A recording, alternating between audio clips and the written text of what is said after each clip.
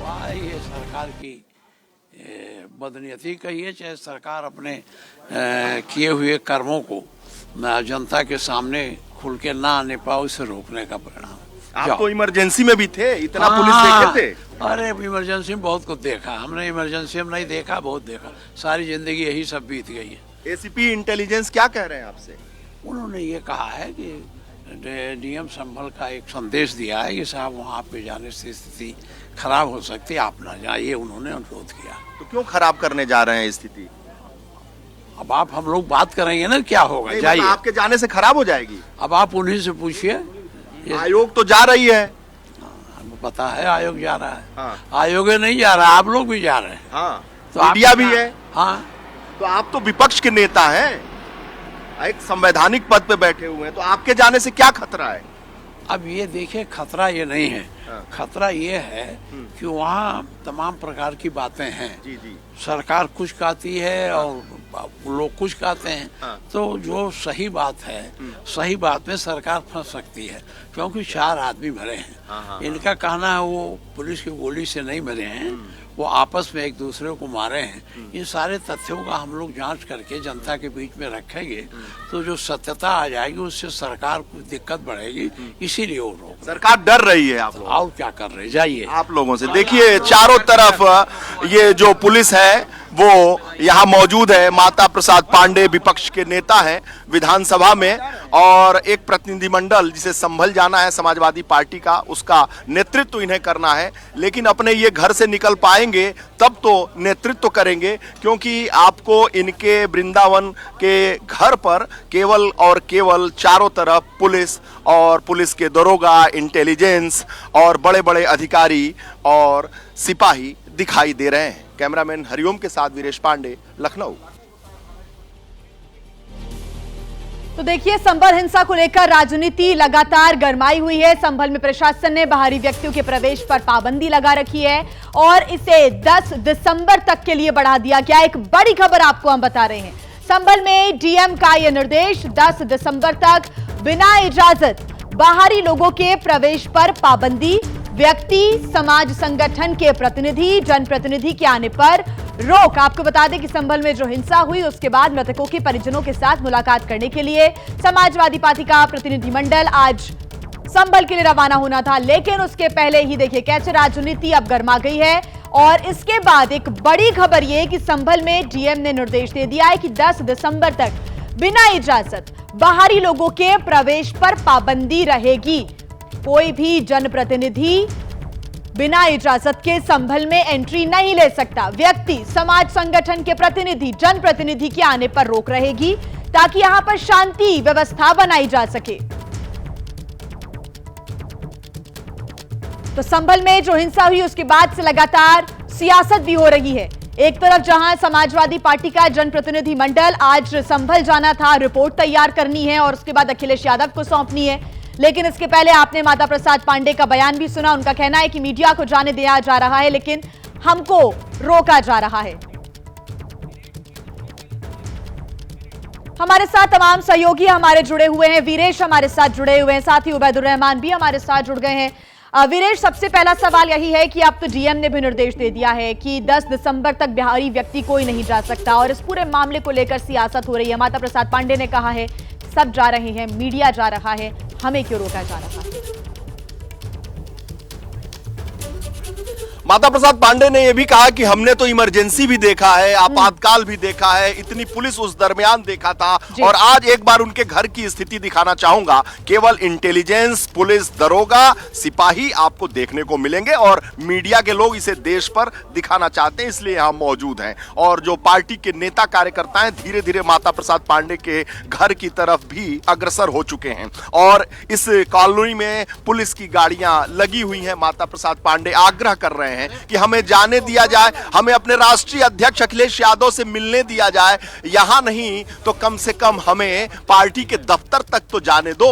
लेकिन ACP intelligence साहब बैठे हुए हैं और ये दरोगा जी बैठे हुए हैं, कह रहे हैं कि नहीं साहब हम नहीं जाने देंगे। लेकिन कहना है, माता प्रसाद पांडे बहुत ही वरिष्ठ नेता है, उनका कहना है कि हम सभी आपका आदर करते हैं और आप अपना फर्ज निभा रहे हैं। तो पुलिस वालों से कोई गुत्थम गुत्थी इनका नहीं है, क्योंकि एक बहुत ही परिपक्व नेता है, एक उम्रदराज नेता है और विपक्ष के नेता हैं, शालीन है। तो ये शालीनता वो बरत रहे हैं, रिक्वेस्ट कर रहे हैं। एक बार फिर अपने कैमरे की नजर से आपको दिखाऊंगा, पुलिस उन्हें घेरे हुए है, चारों तरफ दरोगा जी लोग यहाँ खड़े हैं और इंटेलिजेंस के जो सादे वर्दी में आपको दिखाई दे रहे होंगे वो भी लोग इंटेलिजेंस के ही हैं। तो LIU के लोग हैं, ACP इंटेलिजेंस और तमाम तरह के लोग हैं जो रात भर से यहाँ कैंप किए हुए हैं। और रात से जैसे ही खबर मिली कि प्रतिनिधि मंडल जाएगा, ABP न्यूज ने दिखाया था कि समाजवादी पार्टी का प्रतिनिधि मंडल विधान परिषद में जो नेता विपक्ष हैं उनसे,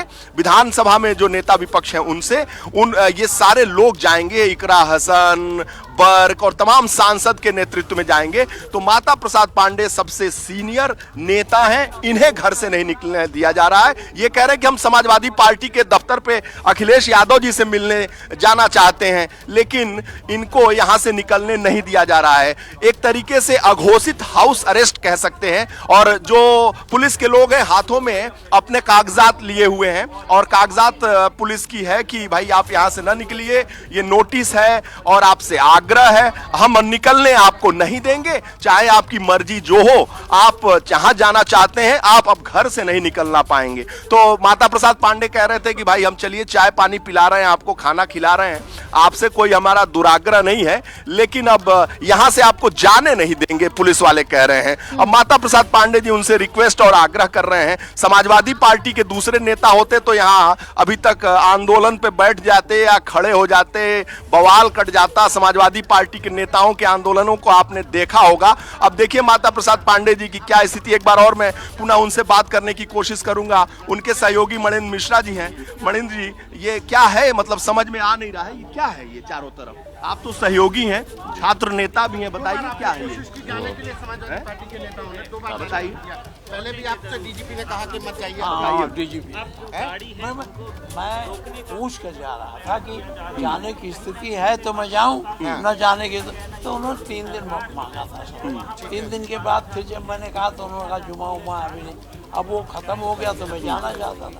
दुर्भाग्य है कि प्रेस वहाँ गली गली घूम रही है और हम चले जाएंगे तो स्थिति बिगड़ जाएगी।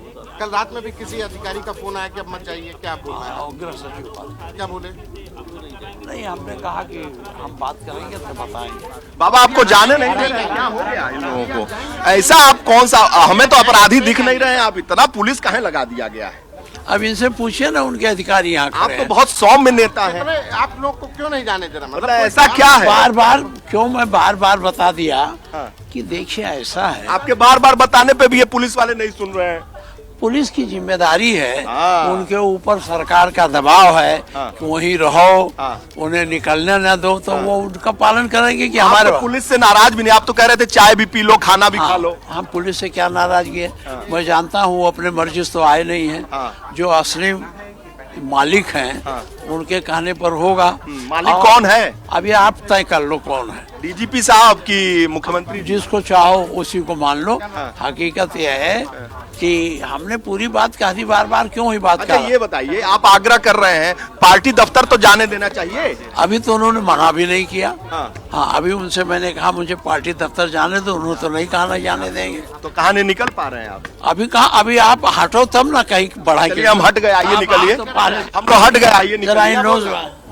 क्या कह रहे हैं? जाने देंगे नहीं देंगे? अब आप पूछो ना इनसे, ये खड़े हैं। तो आप क्या भाई साहब जाने देंगे? नहीं जाने देंगे? जाने देंगे कि नहीं जाने देंगे बताइए। वो कह रहे हैं लेकर के आए हैं, कि नोटिस किस बात की है? मैं भी सर से बात कर लूंगा, बताऊंगा सर से। अरे इनको जाने दीजिए, पार्टी दफ्तर कह रहे हैं। अब देखिए अब कहाँ जा रहे हैं, ये इधर से रास्ता है क्या?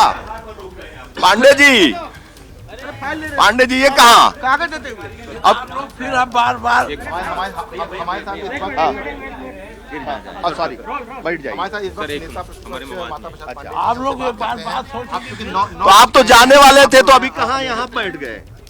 रुको भाई, अब हमें अपने लोगों से बात कर लेने दो, अकेले थोड़े जाना है। अखिलेश वो भाई अब हमें अपने लोगों से बात कर लेने तो, अकेले थोड़े जाना है। अखिलेश जी से बात हुई आपकी? अभी नहीं, अभी बात कर ले तो बताते हैं। और आपके विधान परिषद में नेता प्रतिपक्ष हैं, अभी नहीं, उन्हीं सबसे बात कर ले तब तय करें ना कैसे क्या करना। आप बात नहीं किए थे क्या अभी तक? अभी नहीं कल बात। तो सपा प्रतिनिधिमंडल दल का बात हो गई थी ना, तभी ना जाना था। हाँ हो गई। अभी आप तैयार नहीं है क्या जाने के लिए? हम जाने के लिए भी काम तैयार बैठे हैं। अच्छा, पूरी तरीके से? हाँ, हम जाने के लिए पूरी तरह तैयार हैं। ऐसा क्या है, मैं समझ नहीं पा रहा हूं कि हम लोग भी आपसे राजनीति सीखना चाहते हैं, जानना चाहते हैं।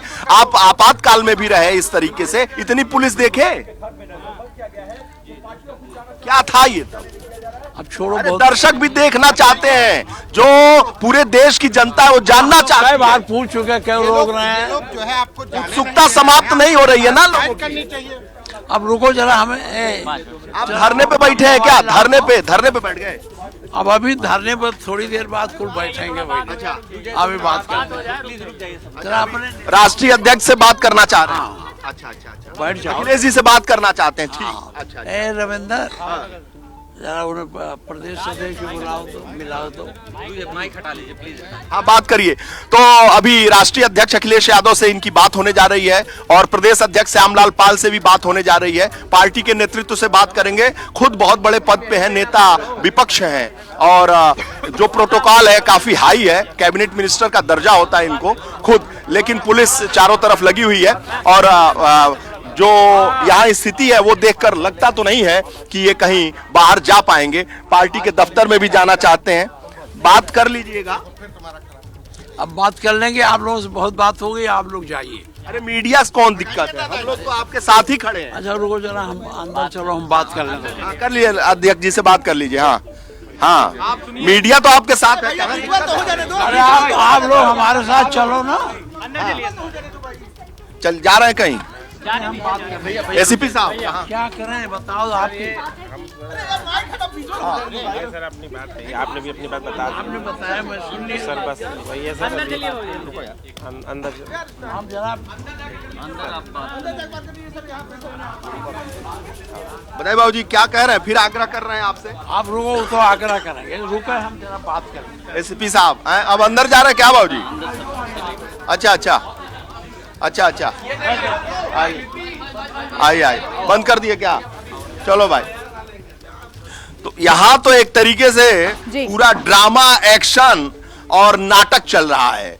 जिस तरीके से आप देख रही हैं, हमने पूछने की कोशिश की तो मीडिया से अब गए, अंदर गए हैं, अपने राष्ट्रीय अध्यक्ष से बात करने, अखिलेश यादव जी से बात करने गए हैं। टेलीफोनिक वार्ता होगी। अब एसीपी साहब की बात समझने को तैयार तो नहीं है, इंटेलिजेंस के एसीपी हैं, बहुत कुछ समझाने की कोशिश कर रहे हैं। जो उच्चाधिकारी हैं उनसे भी पुलिस वाले संपर्क में हैं, लेकिन मैं ये कह रहा हूं कि माता प्रसाद पांडे को अभी यहां से निकलने नहीं दिया जा रहा है और जो सोर्सेस से खबर आ रही है यहां से आज नहीं निकलने दिया जाएगा। मैं इस शब्द पे जोर दे रहा हूं कि नहीं निकलने दिया जाएगा। जो स्थिति है, माता प्रसाद पांडे अपने घर के अंदर चले गए हैं और अंदर जाकर राष्ट्रीय अध्यक्ष अपने पार्टी के अखिलेश यादव से उनकी टेलीफोनिक वार्ता होगी। वहां से जो निर्देश प्राप्त होगा वैसा वो कदम उठाएंगे और समाजवादी पार्टी के जो लोग हैं वो माता प्रसाद पांडे की घर की तरफ बढ़ रहे हैं। बहुत सारे पार्टी के नेता और कार्यकर्ता माता प्रसाद पांडे की घर की तरफ मुखातिब हो चुके हैं। चूंकि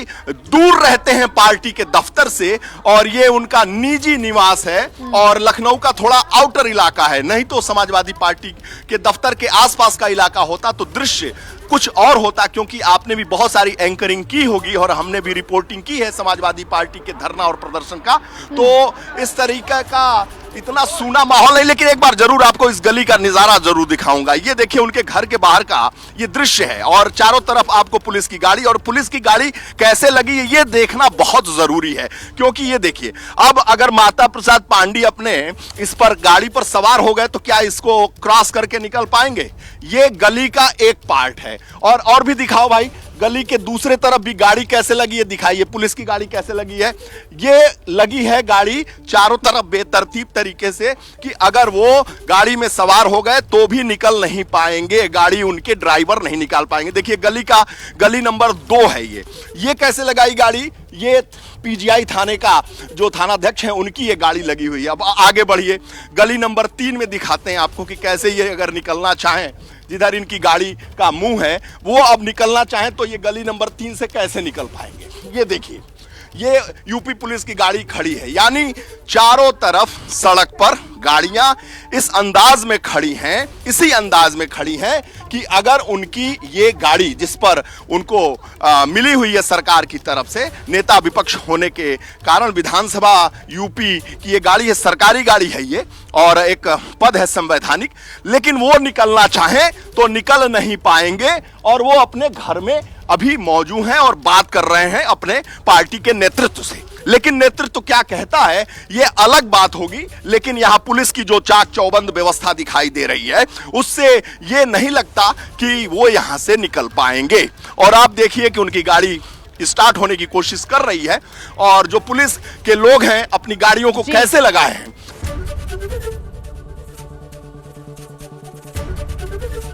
एबीपी गंगा, खबर आपकी, जुबान आपकी।